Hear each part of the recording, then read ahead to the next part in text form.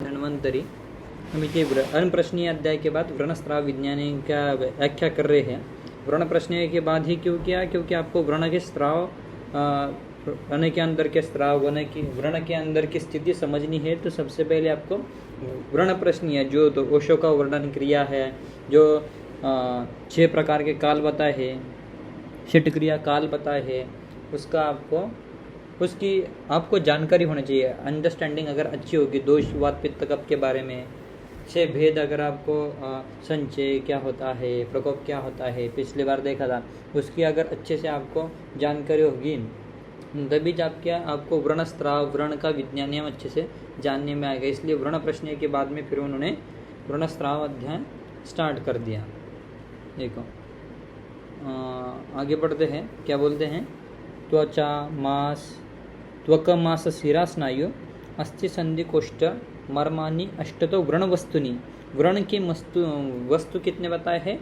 8 बताए हैं। एक तो आपकी स्किन के ऊपर भी व्रण हो सकता है, मांस के अंदर भी व्रण हो सकता है, शिरा से भी व्रण हो सकता है, क्या उसके ऊपर भी व्रण हो सकता है, उससे भी व्रण हो सकता है, स्नायु में हो सकता है, अस्थि में बताए है, संधि कोष्ठ मर्म स्थान में भी व्रण, ऐसे व्रण वस्तु बताए है उन्होंने।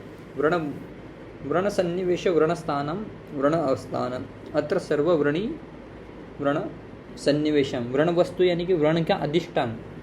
व्रण कहाँ पर हो सकता है? आवाज आ रहा है ना सबको? रोशन लाल,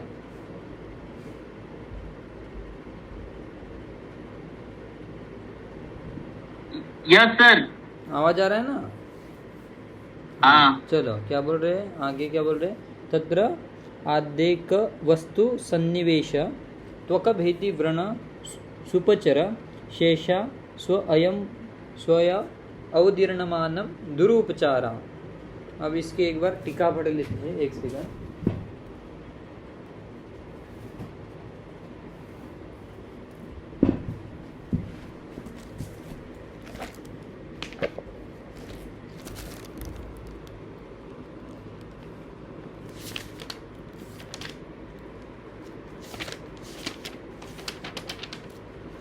क्या बोल रहे? इन अनादिष्टानों के पहला स्थान जो निवेश रखने वाला है वो त्वक भेदी व्रण का उपचार सरल होता है, यानी कि जो एब्रेजन्स होते हैं वो इजीली ठीक हो जाते हैं, ऐसे कह रहे हैं। सुपचार ऐसे बोल रहे हैं, सुपचर ऐसे बोल रहे हैं। और शेष जो अवदीर्णमान फटने वाले होते हैं, जो स्वयं अवदीर्णमान है, अगर कोई व्रण ऐसा अपने आप ही बन के अगर फूट गया, व्रण होगा, तो उसको वो दुरुपचार होते हैं, ऐसे बोल रहे हैं। अवदीर्णमानम ऐसे उपचार बोल रहे हैं। फिर बाद में बोल रहे हैं, हाँ, गुण व्रणाधिष्ठानों के क्या बोल रहे थे? अपन अनस्त्राव अध्याय पढ़ रहे थे। चलो, उसकी टीका पढ़ रहे थे। गुण व्रणाधिष्ठानों में एक ही वस्तु त्वचा में जो व्रण उपचार होता है वही सुखपूर्वक होता है, ऐसे कहते हैं। आद्य एक वस्तु अर्थात पहले तथा अधिष्ठान जो कि त्वचा में होने वाला जो व्रण होता है वो अच्छे से ठीक होता है, ऐसे बोल रहे। तो कब भेदी पद नियमार्थ कहा गया है कि इस बात पर जोर डालने के लिए कहा गया है, त्वचा में ही यदि व्रण हो वह सुकर होता है, और यदि त्वकाश्रित मांस भेदी व्रण हो तो सुकर नहीं होता। आचार्य आद्य के वस्तु सन्निवेशी त्वक भेदीचे वाक्य के 2 पद होते हैं। सन्निवेशी त्वक भेदी, इनमें प्रथम ही पद से त्वकाधिष्ठान का अर्थ मिल जाता है, तब 2 पद के लिखने की क्या आवश्यकता थी, ऐसे वो बोल रहे हैं। सन्निवेशी से भी वो अर्थ आपको आ जाता है, तो त्वक भेदी फिर से क्यों लिखा, ऐसे वो बोल रहे हैं। इस स्थिति में जो 2 पद दिए गए हैं उसमें जो दूसरा पद बढ़ाया गया है उससे अधिक अर्थ का बोध होता है। इससे यह अर्थ निकलता है कि विकृत आकार वाले त्वक भेदी व्रण भी सुपचर ही होते हैं, इसे कहते हैं। यह अधिक अर्थ प्रकट होता है, ऐसा अन्य आचार्य मानते हैं। अन्य अधिष्ठानों में होने वाले व्रण किसी विशेषता युक्त होते हैं, इनका शेष का कथन करते हैं। शेष अर्थात मांस आदि जो 7 अधिष्ठान बताए हैं वो उनमें होने वाले व्रण स्वयं फटते हुए आलेप स्त्राव आदि के बिना अगर स्वयं पके हुए और पश्चात भिन्न हुए व्रणों का उपचार कठिन होता है। ऐसे वही वो एक्सप्लेन कर रहे हैं कि इनके शब्दों की रचना ऐसी वगैरह क्यों की है। स्वयं अद्वर्णमान जो व्रण होते हैं उनको बहुत ही कठिनाई से वो यानी कि आपने आलेप वगैरह लगाए नहीं, विस्त्रावन वगैरह कुछ किया नहीं, बिना चिकित्सा के ही अपने आप जो फूट जाते हैं उसको भी आप अगर किसी चिकित्सा से वही व्रण पक के अगर फूट गया तो वो अच्छे से ठीक होगा, ऐसा कहने का तात्पर्य था उनका। आगे बोल रहे तत्र आयत चतुस्त्र वृत्त त्रिपुटक इति व्रण आकृति समासम शेषस्तु विकृत आकृतिय दुरुपक्रमा भवन्ति। व्रण के आयत यानी कि ओवल शेप के, ऐसे आप लंबे बता सकते हो, चतुष्कोण, वृत्त यानी कि गोल टाइप के, सर्कल टाइप, और त्रिपुटक त्रिकोणीय टाइप के। अगर यह व्रण यह 4 प्रकार के व्रण के आकार बताए है, व्रण की आकृतियाँ बताई है। शेष यानी कि ऐसे अगर है तो यह 100% नॉर्मल व्रण की आकृतियाँ हैं। अगर उसके इर्रेगुलर शेप अगर है कि नहीं, कोई भी ऐसा आपको शेप इन चारों आकृतियों के अलावा अगर कोई भी अलग टाइप का शेप दिखे तो वो सब के सब विकृतियाँ है। यानी कि अगर आपको किसी ने किसी पेशेंट आ गए आपको, अगर आपको कोई कैंसर का व्रण तो नहीं है, कैंसर का डायग्नोसिस अगर ऐसा करना है, अगर आप ऐसे भी बोल सकते हो कि भाई चिकित्सा इसकी जल्दी होगी कि नहीं होगी, तो आप पेशेंट के व्रण देखकर ही बता सकते हो कि आयत यानी कि चतुष्कोण टाइप में नहीं है, त्रिकोण टाइप में नहीं है, गोल टाइप का व्रण नहीं है, तो 100% उसका ज़्यादा देर तक चिकित्सा चलेगी, ऐसे आप पेशेंट को कह सकते हो। इसलिए इन्हें प्राकृत और विकृत व्रण बताए कि भाई दुष्चिकित्सा व्रण कौन से होते हैं। जिस प्रकार से स्त्राव का ज्ञान चिकित्सा का हेतु होता है, वैसे व्रण आकृति भी चिकित्सा के हेतु अतः उसका प्रदर्शन करने के लिए, जैसे स्त्राव का अगर ज्ञान हो सकता है आपको, तो आपका चिकित्सा का हेतु चेंज हो जाता है। व्रण की आकृति भी चिकित्सा का हेतु होती है, यानी व्रण की आकृति देखना चाहिए। व्रण के अंदर अपन देखते हैं ना डिस्चार्ज कैसा है, उसका शेप कैसा है, इसलिए इन्होंने भी वही बताया कि आपको स्त्राव देखना है, व्रण के अंदर उसकी आकृति देखनी है, आयत है, चतुष्कोण है, वृत्त है या त्रिपुटक है, उसका प्रदर्शन वो उससे करते हैं। इति शब्द का प्रयोग दोषज व्रण करोते के उपसंहार के लिए किया गया है। समास अर्थात हम संक्षेप में कहते हैं, ऐसे बोल रहे हैं, जो समास शब्द आया हुआ है व्रण आकृति समासम अर्थात संक्षेप, शेषा अर्थात अभी जो कहे गए हैं उनके भिन्न अन्य व्रण यथा अर्धचंद्रकार, स्वास्तिक आदि व्रण आकृतियाँ विकृत होती है, यह अर्थ है। यानी कि आपका अगर अर्धचंद्रकार भी व्रण मिल रहा है, स्वास्तिक टाइप का अगर व्रण मिल रहा है, तो आप जान लो कि वो व्रण आकृतियाँ विकृत है, ऐसे कह रहे हैं। आगे बोल रहे हैं सर्व एव व्रणा क्षिप्र संरोहत्य आत्मवता सुभिषग च उपक्रांता अनात्म अग्नेश्च उपक्रांता प्रदुष्यन्ति प्रवृद्धाद दोषानाम। क्या बोल रहे हैं? सभी व्रण आत्मवान पुरुषों में शीघ्र ही भर जाते हैं। इम्पोर्टेंट ये है, आत्मवान पुरुष होना चाहिए। आत्मवान से बोलते हैं कि पत्यकर आहार विहार सेवन करने वाला, यानी खुद के आत्मा को जानने वाला। ऐसा अपन बोलते हैं ना कि भाई साहब मुझे पानी पूरी खाने से अतिसार हो जाता है, मुझे बाहर का खाने से ये रोग हो जाते हैं। जैसे अनात्मवान पुरुषों का व्रण जल्दी नहीं भरता, इसलिए आपके पेशेंट को स्ट्रिक्टली पथ्यकर आहार विहार सेवन करना चाहिए। ऐसे वो कर रही है, यानी खुद के आत्मा को जानने वाला है, भाई साहब मुझे ये बाहर की चीज़ खाने से अतिसार हो जाएगा, इससे क्लेद बन जाता है, इससे अजीर्ण हो जाता है। ऐसा आत्मवान व्यक्ति के जो व्रण होते हैं वो शीघ्र ही भर जाते हैं। अच्छे चिकित्सकों द्वारा इन आत्मवान पुरुषों के व्रण की चिकित्सा की जाती है, वो शीघ्र भर जाते हैं। जो रोगी अनात्मावान है, अधीर है, अज्ञ है, ज्ञान न रखने वाला है, चिकित्सकों से चिकित्सा करते हैं, यानी कि कोई क्वैक्स से चिकित्सा करता है, तो उनके व्रण भी प्रदुष्ट हो जाते हैं, क्योंकि दोष प्रवृद्ध होते हैं, इसलिए व्रण भी शीघ्र ठीक नहीं होते, ऐसे कह रहे हो। व्रण की आत्मवता और चिकित्सक के व्रण की आत्मवता और चिकित्सक के बारे में बता रहे हैं।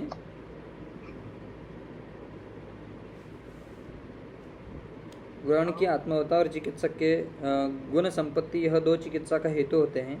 ये भी कह रहे हैं, यानी कि चिकित्सा के लिए पेशेंट की आत्मवान होना और चिकित्सक गुण संपन्न होना, ये भी सबसे इम्पोर्टेंट है। और वही बता रहे हैं कि आत्मवता यानी कि प्रत्यकर आहार भी विहार करने वाला आदमी होना चाहिए। पहले स्ट्रिक्टली से बता दो कि ज़्यादा उष्ण तीक्ष्ण कटु रस वाले, मधुर रस वाले, ऐसे दोष बढ़ाने वाले, अजीर्ण करने वाले आहार का सेवन नहीं करना चाहिए। अनात्मावान अर्थात अहित आहार विहार सेवन करने वाला। अज्ञोपक्रांता पद में च से आत्मावान और सुभिषक के द्वारा उपक्रांत भी, यानी कि सुभिषक यानी कि अच्छा, अगर तुम्हारा चिकित्सक है तो कुष्ठी, प्रमेही यानी कि डायबिटिक जो ऊंड है, या लेप्रेसी के जो ऊंड होते हैं, कुष्ठ के या कोई स्किन डिसीज एसोसिएटेड वुंड है, जैसे हेरिकोज वेन होती है, उसके अंदर एक्जिमेटस चेंजेस आते हैं, तो कुष्ठ भी है, व्रण भी है, अल्सर भी है। और तथाकथित शुक्र की अधिक मात्रा में प्रवृत्ति होने वाले रोगी में, यानी कि अति मैथुन करने वाला रोगी में व्रण दृष्टि होती है, ऐसे संकेत मिलता है। यह संकेत इससे पहले वाले पद में नहीं है। जो रोगी अनात्मावान है और अज्ञाभिषेक के द्वारा चिकित्सा कर रहा है, उनके व्रणों की दृष्टि कैसे बढ़ती है, इसके उत्तर में देने के लिए बोलते हैं प्रवृद्धात् दोषानाम। पद लिखा है अर्थात दोष के निरंतर बढ़ते हैं तो व्रण भी अधिक दुष्ट होता है। अन्य आचार्य इस पंक्ति के साथ कुछ और भी जोड़ते हैं। यथा न केवल यज्ञ उपक्रांता एवं प्रदुष्यंती अपितु प्रवृद्ध दोषानाम, अर्थात केवल अज्ञानी वैद्यों के द्वारा ही चिकित्सक के व्रण दूषित नहीं होते, बल्कि दोषों के प्रवृद्ध होने से भी व्रण दूषित होते हैं। यानी कहने का तात्पर्य उनका यही था कि भाई आत्मावान पुरुष होना चाहिए, अनात्मावान और चिकित्सक अगर अच्छा नहीं होगा तो व्रण को अच्छा नहीं कर सकता। ऐसी डल्लन जी का भी कहना है टीकाकारों का। आगे बढ़ते हैं। अब दुष्टवर्ण की वो आकृतियाँ बता रहे हैं कि भाई दुष्टवर्ण कैसा दिखता है कि नहीं। बोल रहे हैं तत्र अति संवृत्त हो जाना, ज़्यादा ही कुछ बड़ा व्रण है। अति विवृत्त बहुत ही ज़्यादा फैला हुआ, ऐसे बता रहे हैं। अति संवृत्त का मतलब है संकुचित, ज़्यादा ही संकुचित डीप वुंड से, तो उसको आप अति संवृत्त से जानो। अति विवृत्त मतलब ज़्यादा बड़ा फैला हुआ। अति कठिन यानी कि किसी का व्रण एकदम हार्ड होता है, हार्ड एजेस अपन बोल सकते हैं उसको। जैसे कैंसरियस जो मैक्सिमम वुंड होते हैं उनके बहुत फाइब्रस हो जाते हैं ऐसे वुंड। अति मृदु, एकदम उसका मांस अति मृदु हो गया है। उत्सन्न, हाइपर ग्रैनुलेटेड ऐसे बोल सकते हैं। अवसन्न यानी कि मसल वेस्टिंग के साथ में अगर व्रण आया है, हीन मांस वाला। बोल रहे अति सन्नो अवसन्नो, हाँ अति सन्न अवसन्न वो हो गया, यानी कि उन्नत मांस वाला, हीन मांस वाला। अति शीत अति उष्ण, ज़्यादा ही शीत व्रण लग रहा है आपको, ज़्यादा ही इंफ्लेमेटरी फेज में ऐसे अति उष्ण टेम्परेचर लग रहा है उस व्रण का। एकदम काला पड़ा हुआ, गैंग्रीनियस चेंजेस आ चुके हैं।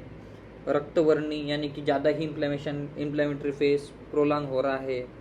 पीत वर्ण का, कोई पस डिस्चार्ज आ रहा है। शुक्ल, पीत शुक्ल यानी कि पस डिस्चार्ज हो गया, पस प्लस सिराज डिस्चार्ज होगा, म्यूकोपुरुलन डिस्चार्ज होगा। ऐसे अगर कोई व्रण है क्या, आदि व्रणों में से किसी एक वर्ण का, यानी कि इसमें से कोई भी एक वर्ण हो सकता है। भैरव अर्थात ऐसा व्रण जिसका कारण या लिंग को निश्चय नहीं किया जा सके, अवधारित लिंग, ऐसा भैरव नाम यानी कि अलग ही उसकी ये है। वर्णा नाम अन्यतम अवर्णो भैरवम, यानी कि बोल रहे हैं कि भैरव वर्ण यानी कि एकदम ऐसे भयानक दिखने वाला व्रण को आप ऐसे बोल सकते हो कि भाई साहब ये अलग ही टाइप का व्रण है। ऐसे सन्निपातल व्रण में आते हैं। आगे बोल रहे हैं पुति पुय मास सिरा स्नायु प्रभुति बीच पूर्ण। क्या बोल रहे हैं? पुति स्नायु आदि पूर्ण, पुति पुय अस्त्रावी अधिक स्त्राव वाला, यानी कि ज़्यादा ही जो स्नायु वगैरह है पूरे उसमें पस भरा पड़ा है। स्नायु की क्या हो गए, स्नायु सड़ गए आपके, ऐसे व्रण कुछ है क्या? उसके आज तो सड़ने गया, इसलिए क्या बोल रहे पूती पुय, पुती पुय मांस, यानी कि तुम्हारा मांस सड़ तो नहीं गया, स्नायु स्नायु शिरा सड़ तो नहीं गई, और ज़्यादा मात्रा में सड़ तो नहीं गई, वो भी क्या है दुष्ट व्रण में आ जाएंगे। पुती स्नायु आदि से पूर्ण, पुती पुय आस्त्रावी अधिक स्त्राव बहने वाला, पुती पुय स्त्राव उन्मार्गी उत्संग मनो अमनोज्ञ दर्शनम गंध अत्यर्थ वेदनावान। क्या बोल रहे हो, उन्मार्गी उत्संग ऊर्ध्वगत हुआ अमनोज्ञ दर्शन, जिस व्रण को देखने पर वह वन अच्छा ना प्रतीत होता हो, ऐसे बोल रहे हो। अमनोज्ञ दर्शन अधिक वेदना वाला, यानी भयानक पेनफुल कंडीशन में आया हुआ ऐसा व्रण। आगे बोल रहे दाह पाकर राग कंडु शोप पिड़का द्रुत उपद्रुतो अत्यर्थ दुष्ट शोणित स्त्रावी दीर्घ कालानुबंधी चेती दृष्ट व्रण लिंगानी। आगे कह रहे दाह, पाक तो नहीं हो रहा उसका, ज़्यादा दाह तो नहीं है, राग यानी कि इम्प्लीमेंटरी फेज वही बता रहे हैं, कंडो खुजली तो नहीं आ रही पेशेंट के व्रण में, शोभ ज़्यादा ही शोभ तो नहीं दिख रहा है, पीड़िका से उपद्रुत्य नहीं हो रहा है, दुष्ट शोणित का अधिक स्त्राव होने वाला है, यानी कि खराब खून से बहने वाला, इम्प्योर ब्लड से रहने वाला, ऐसा गंदी बास आने वाला, ऐसा भी आप कह सकते हो दुष्ट व्रण का। दुष्ट शोणित का अधिक स्त्राव करने, दीर्घ कालानुबंधी जो बहुत लंबे समय से ठीक न हो रहा हो, ये दुष्ट व्रण होते हैं, यानी दीर्घ कालानुबंधी, ये इम्पोर्टेंट है, दीर्घ कालानुबंधी व्रण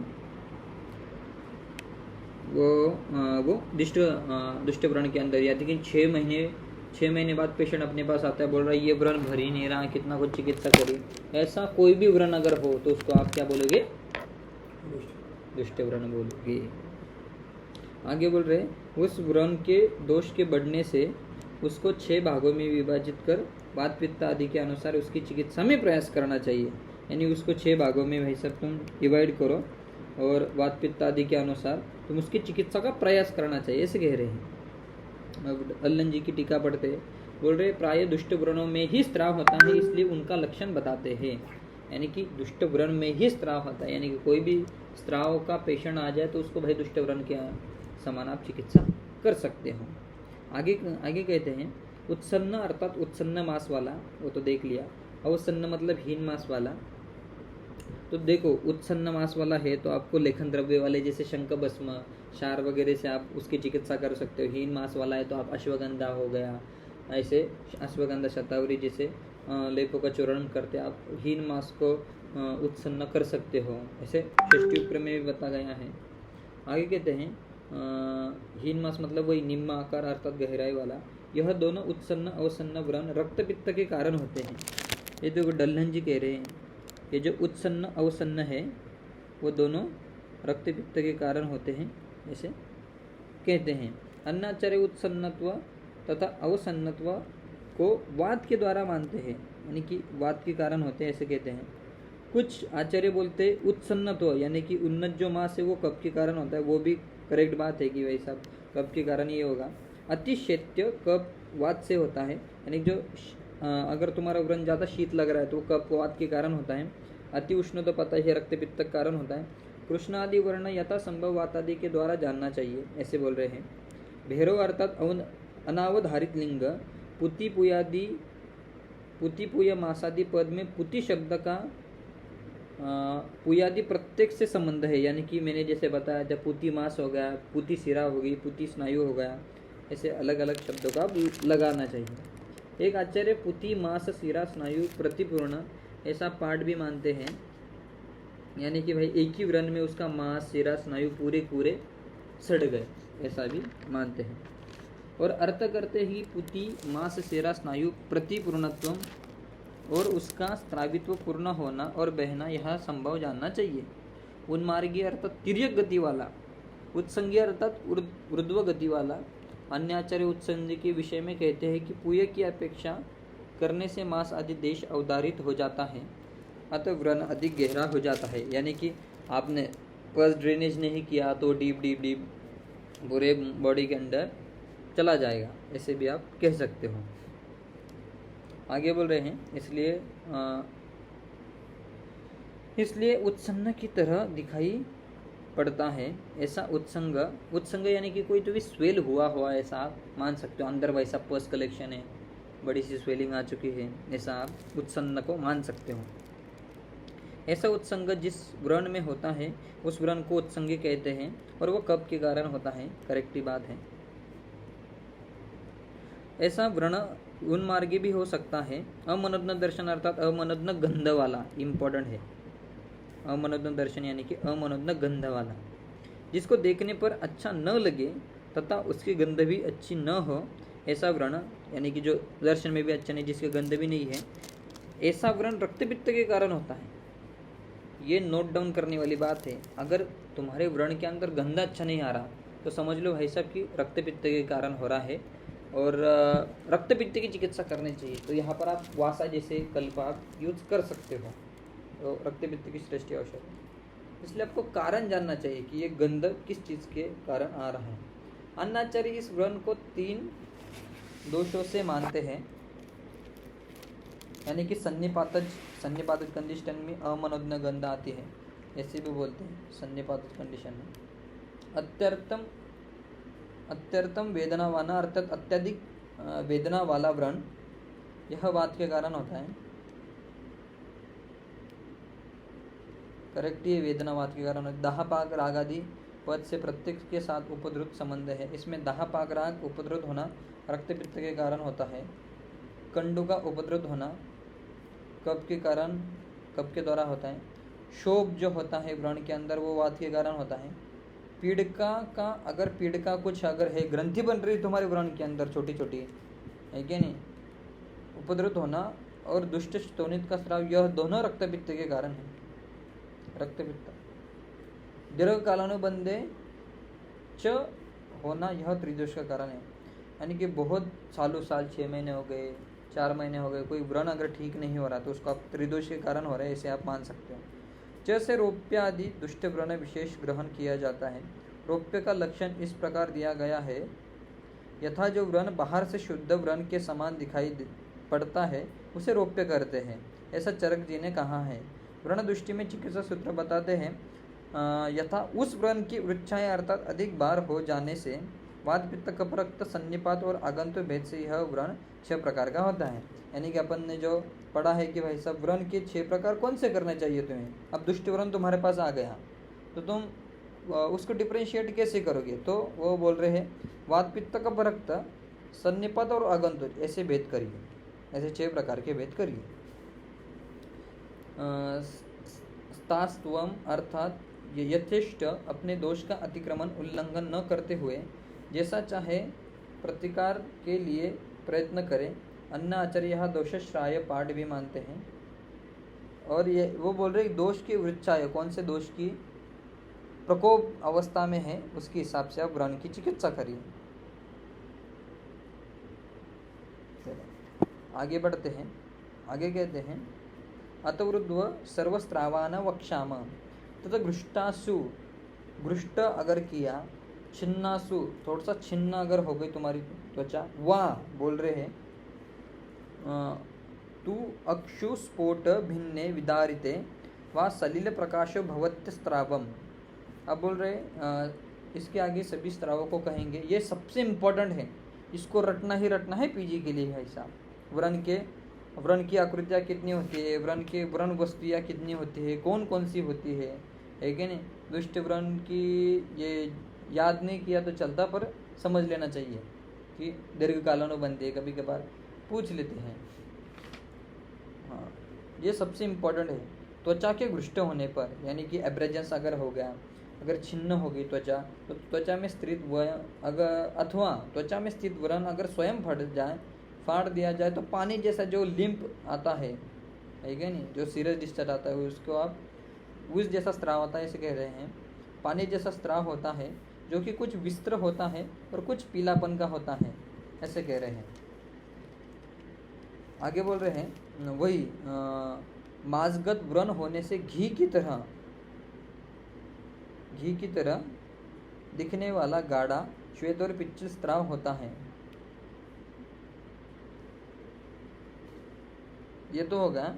ऐसा क्वेश्चन पूछते हैं त्वचा के अंदर अगर स्फोट हो जाता है, त्वचा के अंदर व्रण अगर है तो कैसा स्राव होगा, कैसा आएगा, पानी की तरह सलीले प्रकाश हो। त्वचा के ऊपर पानी डाला, ऐसा आप ट्रिक्स लगा सकते हो। मांस के अंदर सर्पी प्रकाश हो, सांद्र श्वेत पिच्छिलगत। आप मांस को इमेजिन करो, आप अगर कोई मसल्स लोगे तो उसके अंदर क्या होगा, प्रोटीन्स वगैरह होंगे, कार्बोहाइड्रेट्स वगैरह होंगे, मेद वगैरह होगा। इसलिए आप ऐसा समझ सकते हो कि या उसको आप बटर चिकन की तरह ये कर सकते हो। मांसगत व्रण हो गया तो आपके सामने एक ट्रिक्स आनी चाहिए, बटर चिकन, बटर मतलब सर्पी, ऐसा आप मान के बटर चिकन, मैंने वैसे ही याद किया था भाई। मांसगत स्राव कैसा होता है, सर्पी प्रकाशो सांद्र, यानी कि बटर आ गया तो बटर कैसा होता है, सांद्र होता है, श्वेत भी होता है, पिच्छल भी होता है। तो मांसगत को आप बटर चिकन के नाम से आप मान सकते हो। मांसगत स्राव में सर्पी प्रकाशो सांद्र श्वेत पिच्छल है। अब बोल रहे शिरागत में, बोल रहे हैं ऑब्वियसली उसके अंदर से ब्लड बहता रहता है, तो रक्ताति प्रवृत्ति पक्वासु तोय नाड़ी भी रेव तोय गमनम पुयस्य। अगर सिरा के अंदर कोई भी व्रण हो जाता है, यदि सिरा के अंदर व्रण हो गया, अगर सद्य छिन्न हो गई, यानी कि वेसल्स अगर सद्य छिन्न हो गई, तुरंत आपने काट दी, तो ऑब्वियसली रक्त की अति प्रवृत्ति हो जाएगी। और यदि सिराएं अगर पक्व हो जाएगी, तो बोल रहे जल की नाड़ी, तो ये नाड़ी के से जैसे जल निकलता है, ऐसे ही इन सिराओं से पुय की अति प्रवृत्ति होती है और पुय निकलता है। यानी कि तोय नाड़ी की एक बार टीका देखनी पड़ेगी क्या है। तो चलो, किसी भी नाड़ी में से ये निकलता है, स्राव निकलता है, तो उसको आप तोय नाड़ी मान सकते हैं। ऐसे किसी भी साइनस, अगर आप साइनस देखोगे, फिस्टुला देखोगे, उसको दबाते ही जैसे पुया का गमन बाहर की तरफ होता है, वैसे ही सिरा के अंदर अगर व्रण है तो उससे भी हो सकता है, ऐसा कहने का तात्पर्य है इनका। समझ लीजिए, अंडरस्टैंड कर लीजिए, इमेजिन कर लीजिए सिरा एक नाड़ी की तरह है, उसके अंदर पस भर गया, तो तोया नाड़ी भी रेव तोय गमनम पुयस्य, पानी जैसा बाहर बहता है वैसे ही पुय भी बहेगा, ऐसे कह रहे। ऐसे अति प्रवृत्ति होती है, ऐसे कह रहे हैं। आगे बोल रहे हैं अतस्त्रावच्च तनुभिविच्छिन्नम पिच्छिल्लो अवलंबी शाव अवश्याय प्रमितच्च। बोल रहे हैं यह जो स्त्राव होता है, सिरा के अंदर का जो स्त्राव होता है, वो कैसा होगा, पतला होगा, विच्छिन्न, यानी कि अनु भी होगा, यानी कि थोड़ा थोड़ा निकलने वाला, ऐसे कह रहे हैं। पिच्छिल भी होगा, चिपचिपा होगा। अवलंबनशील अर्थात रुक रुक कर निकलने वाला, यानी कि अपने आप ही रुक रुक कर निकलने वाला, ऐसा होता है। शाव अवश्याय, ओस की तरह होता है, ऐसे बोल रहे। शाव यानी कि थोड़ा सा एक सावला कलर जो होता है, कृष्ण शाव शाम, ऐसे इस टाइप का कलर का होगा। कभी कभी ये भी पूछ लेते, शाव अवश्याय प्रतिमाश्च, किस व्रण का स्त्राव है भाई साहब, किस स्थानगत व्रण का है, ये भी पूछ लेंगे। तनुविच्छिन्न, आस्त्रावच्च तनुविच्छिन्न, पिच्छलो अवलंबी तनुविच्छिन्न, ये किस स्थानगत स्त्राव का लक्षण, इसलिए सबसे इंपॉर्टेंट है। इसके ऊपर मैक्सिमम टाइम्स क्वेश्चन आता है पीजी के अंदर।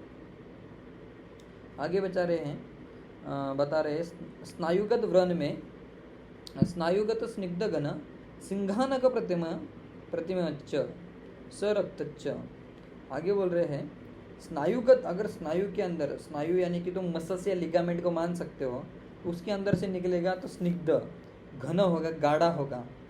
सिंघानक प्रतिमा, यानी कि जो नाक के अंदर का जो मल होता है, उसके जैसा, सिंघानक के जैसा स्नायु के अंदर से निकलेगा, ऐसा चिपचिपा निकलेगा, जो अपना सिंघानक जैसे निकलता है प्रतिशाय के अंदर, अब देखा उसी टाइप का सेम टू सेम स्नायु के अंदर अगर व्रण है तो उससे निकलेगा, और वो स्निग्ध होगा, घन होगा।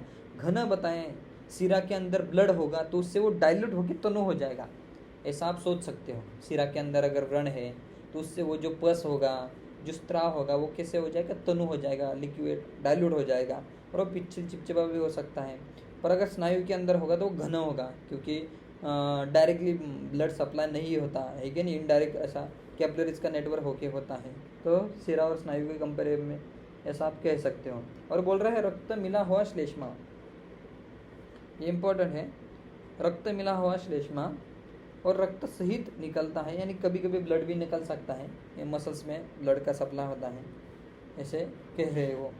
और स्नायु और सिंगानक, ऐसा आप पीजी के अंदर ये बहुत ही क्वेश्चन आता है, स्नायु के अंदर का व्रण के स्त्राव और सिंगानक के प्रतिमान होता है। स से आप जान सकते हैं स्नायु सिंगानक, स्नायु सिंगानक, स स्नायु के अंदर भी स है इसके, ऐसा मेमोरी ट्रिक्स होती है ये, कुछ कुछ के कर सकते हैं।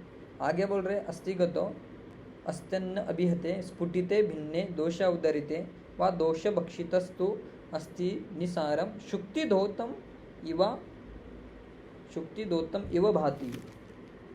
आगे बोल रहे हैं आस्त्रावच्च मज्जा मिश्रम सरुदिरम स्निग्धच्च।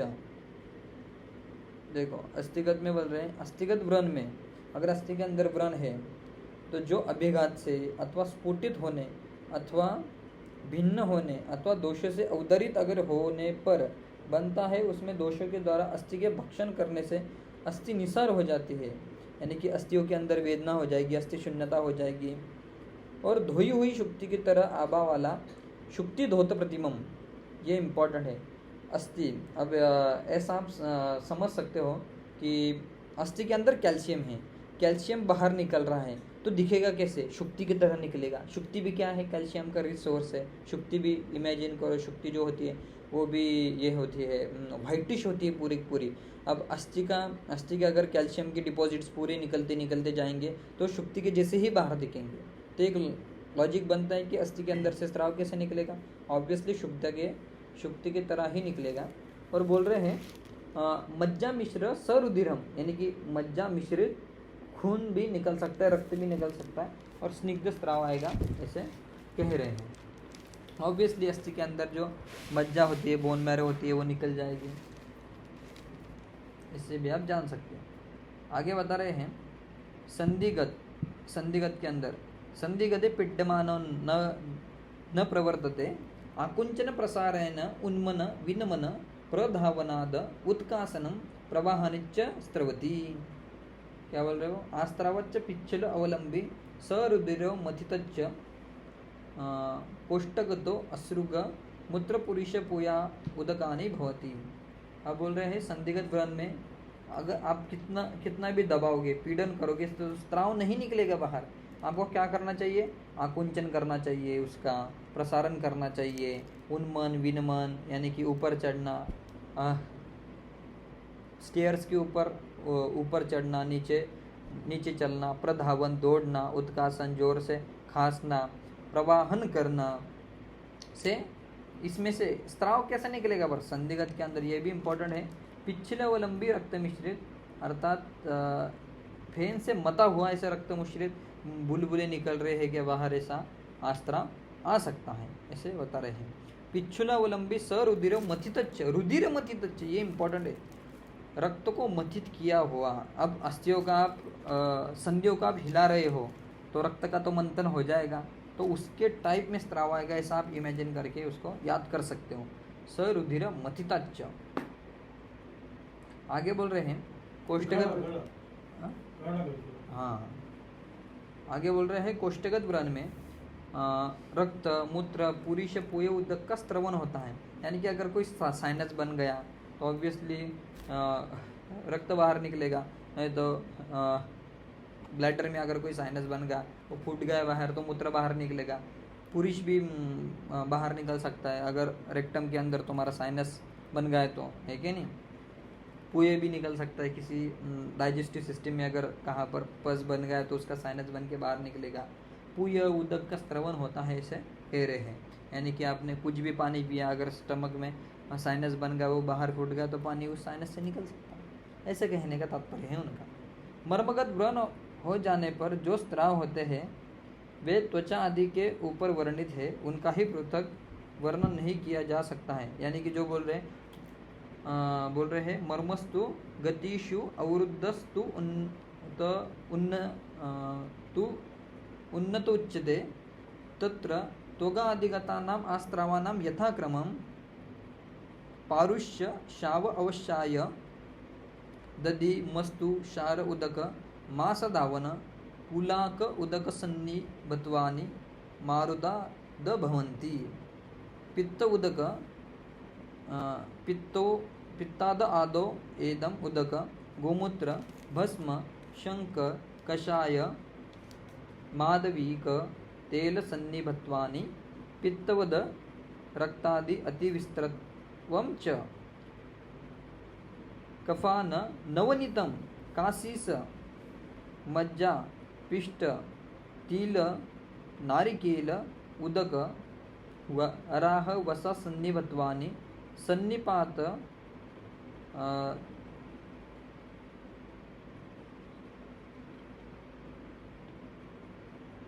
नारिकेल उदकम सन्निपातात अलिकेर उदको एर्वारुक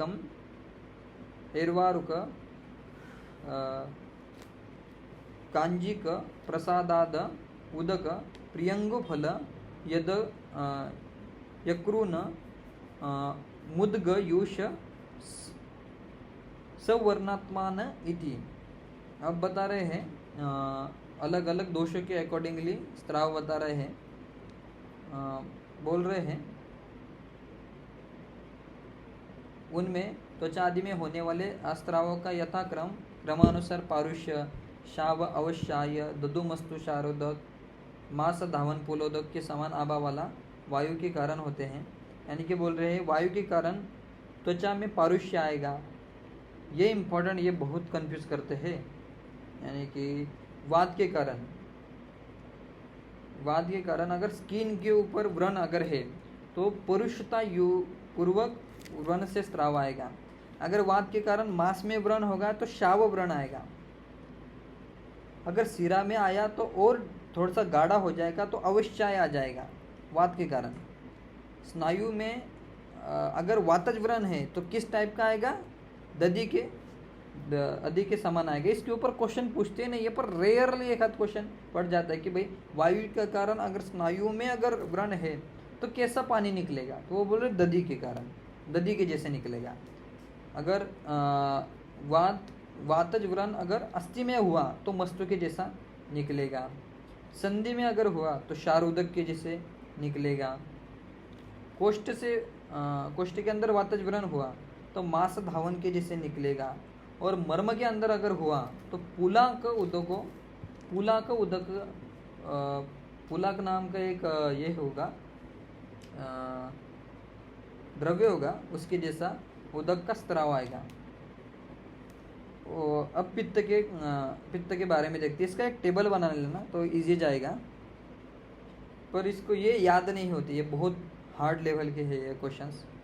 पित्तज व्रण अगर त्वचा के अंदर हुआ तो ओमेदक पित्त है तो ओमेद की तरह देखेगा वो, जैसे गोमेद जो रत्न है उसके टाइप्स का स्त्राव आएगा। मांस के अंदर अगर पित्तज व्रण है तो गोमूत्र के जैसा आएगा। सिरा से पित्तज व्रण अगर है तो भस्म की तरह स्त्राव आएगा।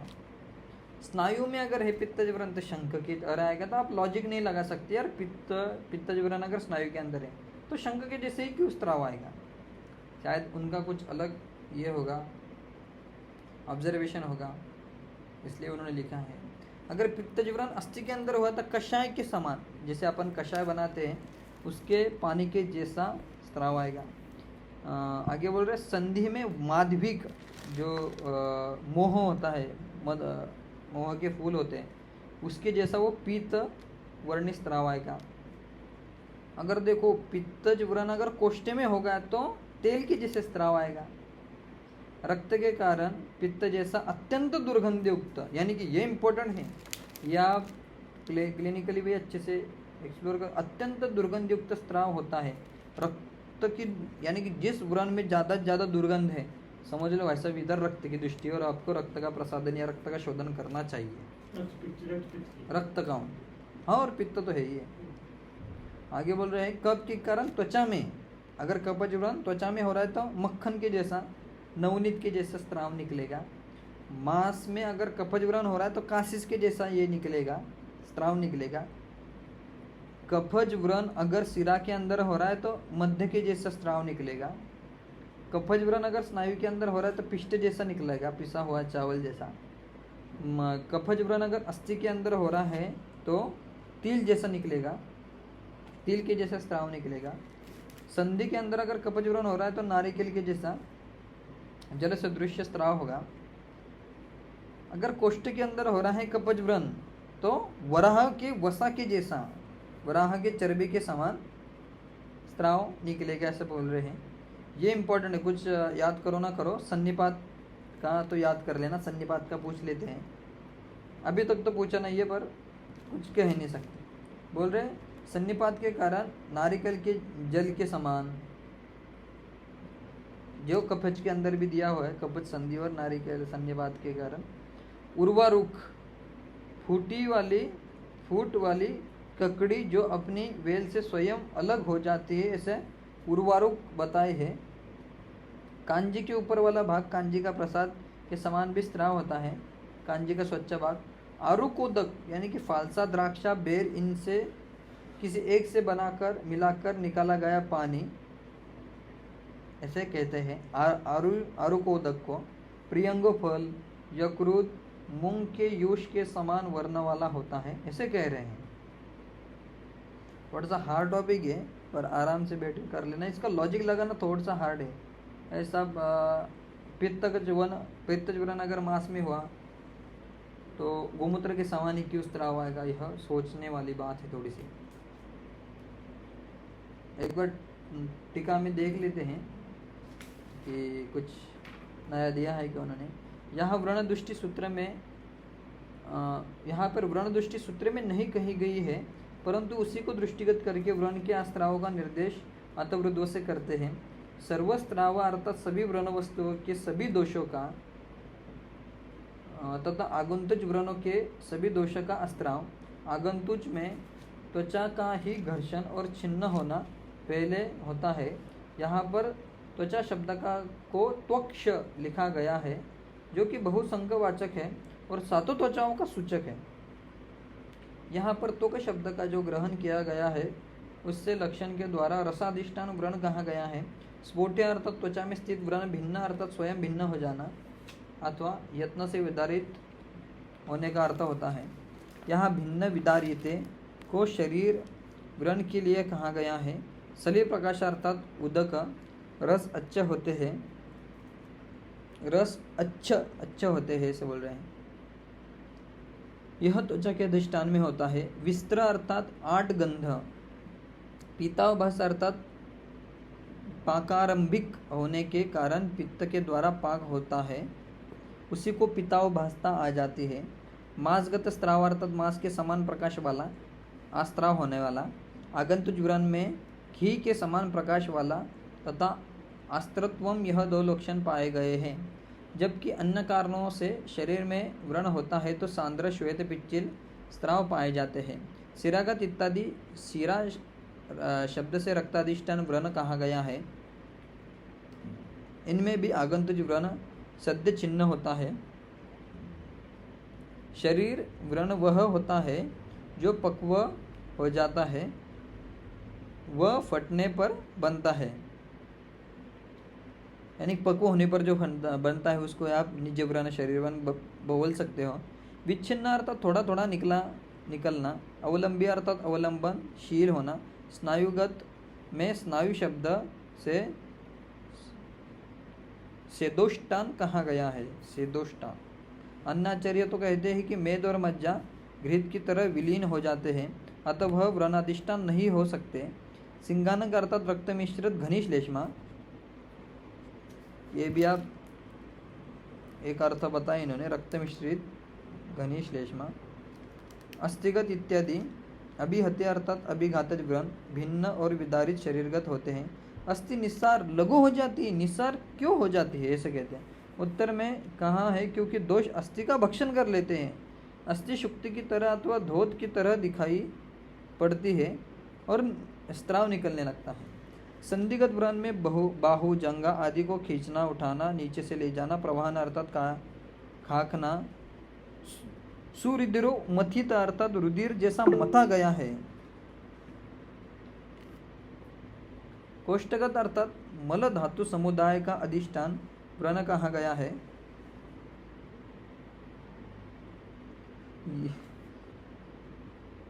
यहाँ पर उदक को रसक्लेद कहा गया है तथा उदक से रसक्लेद ग्रहण करते हैं, इसे पिया जाता है ऐसे कहते हैं।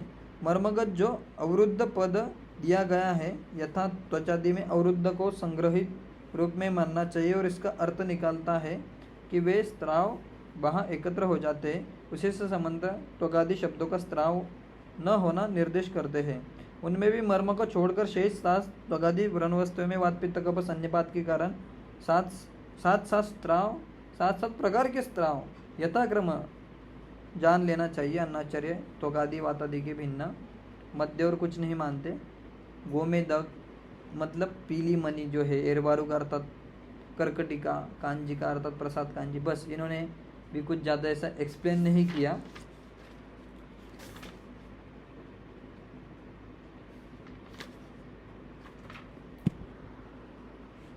इन्होंने भी ऐसा कुछ ज़्यादा एक्सप्लेन नहीं किया।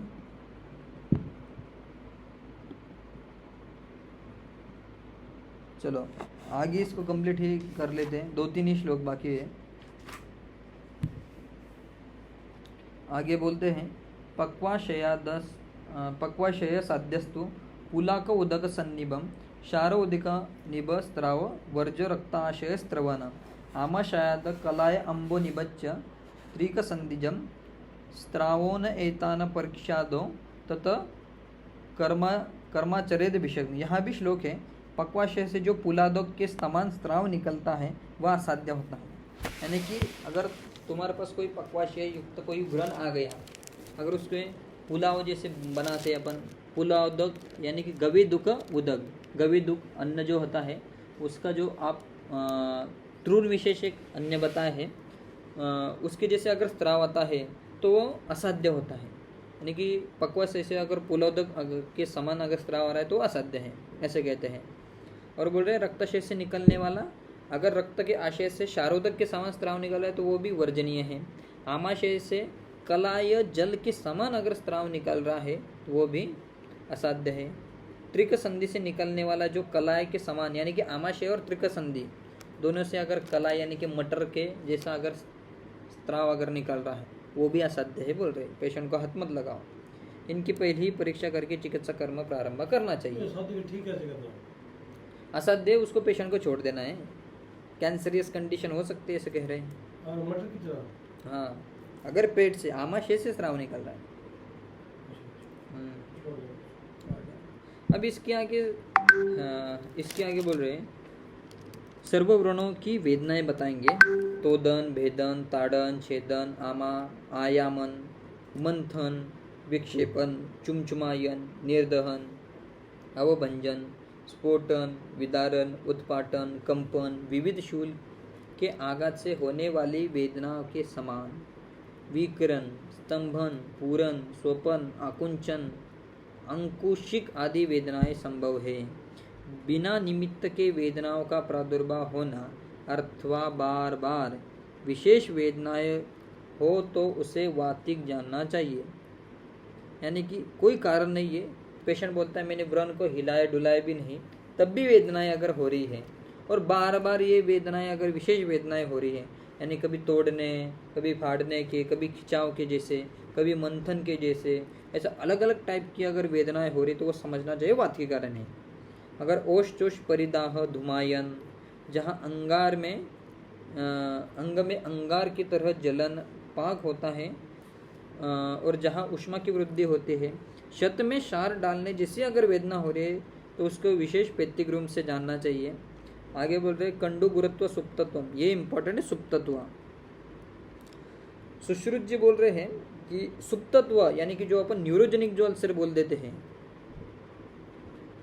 न्यूरोजेनिक अल्सर को आप कफज के टाइप से आप जान सकते हैं। कंडुत्व, गुरुत्व, सुप्तत्व, उपदेह, अल्प वेदना युक्त, क्योंकि उसमें वेदना ही नहीं होती। न्यूरोजेनिक अल्सर, स्तंभ, शीतलता आदि वेदनाएं जिसमें हैं, जिसमें पाई जाती है उसे श्लेष्माजन्य जानना चाहिए। यहाँ पर हर प्रकार की वेदना की उत्पत्ति हो, जहाँ पर यानी कि जहाँ पर ओज भी हो रहा है, वेदना भी हो रही है, यानी कि सुप्तत्व भी नहीं है, उसको आप सन्निपातक से जानना चाहिए। पित्त की तरह रक्त से उत्पन्न वेदना को जानना चाहिए, ऐसे कहते हैं। स्त्राव के बाद वात आदि वेदनाओं का निर्देश करते। तोदन अर्थात सुई चुभाने जैसी वेदना, भेदन अर्थात पता है फाड़ने जैसी वेदना, ताड़न अर्थात दंड से जो पीटते हैं वो वेदना, छेदन अर्थात शस्त्र आदि से काटने जैसी पीड़ा, आयमन अर्थात संकुचित अंग को दीर्घ करने वाली जैसे वेदना, यानी कोई संकुचित अंग है तो उसको आप ऐसे खींच रहे हो, ऐसे आयमन करना, दीर्घ करने जैसी वेदना, मंथन अर्थात मथानी से मथने जैसी वेदना, विक्षेपण अर्थात आपको किसी ने फेंक जाने जैसी पीड़ा, चुमचुमायन अर्थात सरसों की राई के लेप लगाने पर जो चुमचुमायन होती है, चिटियां चलती है जैसी पीड़ा, निर्दहन अर्थात आग से जलने जैसी पीड़ा, अवभंजन अर्थात चूर्ण किए जाने जैसी पीड़ा, स्फोटन अर्थात पत्थर आदि से फोड़े जाने जैसी पीड़ा, विदारण अर्थात नग आदि से चीरे जाने जैसी पीड़ा, उत्पाटन अर्थात उठाए जाने जैसी पीड़ा, कंपन हिलने जैसी पीड़ा, विविध शूल विश्लेषण नाना प्रकार के शूल से आहत अंग के समान विशेष वेदना। देखो इतनी वेदनाएं बताई, इतने टाइप्स के पेन बहता है क्या नहीं? कितना स्टडी रहा होगा उनका, कितने पेशेंट्स के ऊपर उन्होंने स्टडी किया होगा कि भाई साहब पेन कैसा होता है तो बता दो, इसलिए उन्होंने पेन मैनेजमेंट का भी बताया होगा, आगे जाके वो पढ़ेंगे। चलो आगे बताते। अब इसके आगे वर्णों का कथन करते हैं। भस्म के ऐसे व्रण का वर्ण हो सकता है, कबूतर के त्वचा के जैसा वर्ण हो सकता है, अस्थि के समान भी वर्ण हो सकता है किसी वर्ण का, कठोर हो सकते हैं वर्ण, लाल कृष्ण वर्ण के हो सकते हैं।